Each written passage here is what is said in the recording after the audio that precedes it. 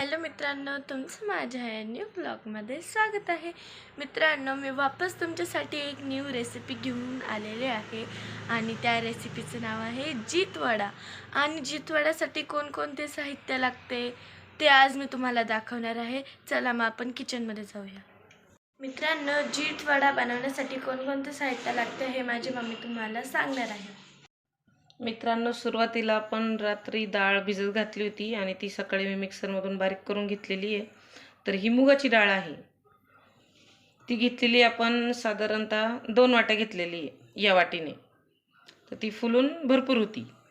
मग त्यामध्ये आपल्याला कांदा टाकायचा आहे, जास्त बारीक पण नाही कापायचा आहे आणि जास्त जाड पण नाही ठेवायचं आहे. लसण अद्रक, त्यामध्ये जिरे घातलेले आहे, त्याचं वाटण आहे जाडसर. मिरची घेतलेली आपण मिक्सरमधून बारीक करून, लसण जिरे पण आपण बारीक करूनच घेतलेली. चवीनुसार मीठ, कोथिंबीर आणि हा मसाला आहे.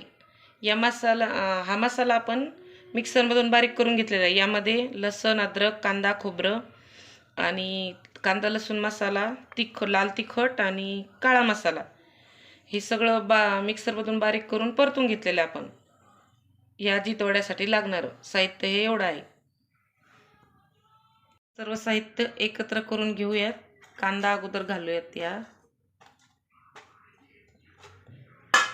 मग लसण जिरं आणि अद्रकची पेस्ट घालूया. हे कोरडंच काढलेलं आहे कारण मुगाच्या डाळीला पाणी सुटतं, त्यामुळे हे मिक्सरमधून कोरडं काढलेलं आहे. मिरची पण आपण पाणी कमी घालून काढलेली आहे. कोथिंबीर घालायची आपल्याला यामध्ये, बारीक चिरून घेतलेली आहे. ती सुद्धा आपण कापायच्या अगोदर धुतलेली आहे, नंतर कापलेली आहे. चवीनुसार मीठ. हे सगळं आपल्याला मिक्स करून घ्यायचं आहे. मी हातानंच करणार आहे.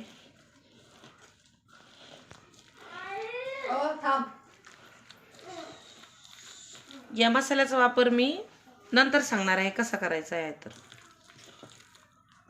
कढईमध्ये आपण तेल गरम करून घेतलेलं आहे मंद आचेवर. आता यामध्ये आपल्याला या मुगाच्या डाळीचे छोटे छोटे भजे टाकायचे आहेत, जे आपण मिश्रण तयार करून घेतलं होतं ना त्याचे.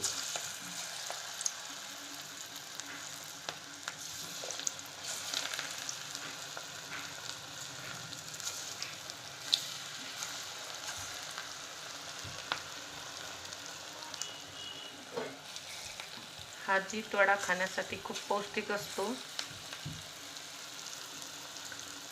तुमच्या घरी जर लहान मुलं असतील तर तुम्ही हे असे पण नुसते भजे पण देऊ शकता त्यांना खाण्यासाठी, कारण काही मुलं तिखट खात नाहीत ना. मित्रांनो, जितवड्याची प्रोसिजर आपली चालू आहे. या प्रकारचे आपल्याला भजे तळून घ्यायचे जितवड्यासाठी. आता यानंतर आपल्याला काय करायचं आहे हे मी तुम्हाला सांगणार आहे. आपण जो वाटीभर मसाला घेतला होता तो मसाला आपल्याला थोडासा असा एका डिशमध्ये म्हणा ताटामध्ये म्हणा काढून घ्यायचा आहे. त्यामध्ये थोडं आपल्याला पाणी मिक्स करायचं आहे.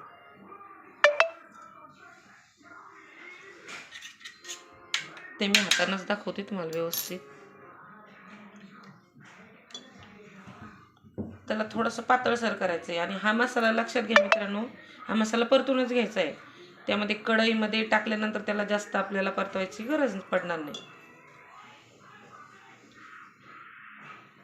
या मसाल्यामध्ये पण थोडंसं चवीनुसार मीठ घ्यायचं आहे आपल्याला मित्रांनो.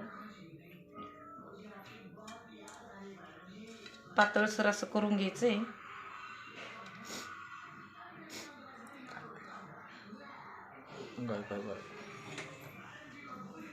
आपल्याला कढईमध्ये थोडंसं तेल घ्यायचंय मित्रांनो.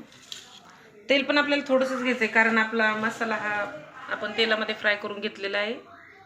आता हे पातळसर केलेलं मसाल्याचं मिश्रण आहे. यामध्ये आपल्याला हे जितवड्यासाठी तळून घेतलेले भजे यामध्ये मिक्स करायचे. याला मसाला लावून घ्यायचा आहे मित्रांनो. मी सुरुवातीला सांगितल्याप्रमाणे हे असे पण भजे तुम्ही लहान मुलांना देऊ शकता, जे मुलं मसाला खात नाहीत. म्हणजे ही रेसिपी अशी आहे, लहान मुलांसाठी पण चालते आणि मोठ्यांसाठी पण चालते.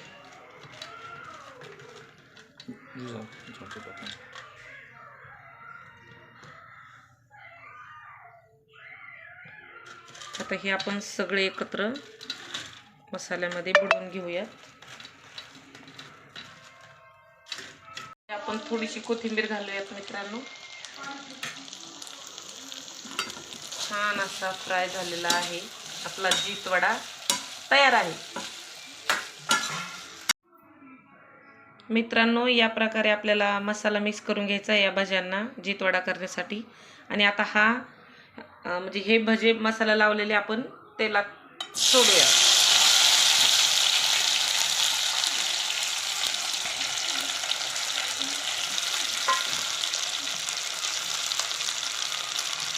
हे आपल्याला फ्राय करून घ्यायचे.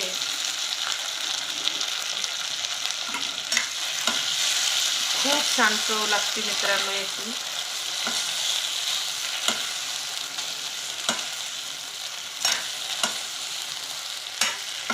मित्रांनो, आपला जितवडा रेडी आहे. आता आपण पहिले याला टेस्ट करून बघूया आपला जितवडा कसा झाला.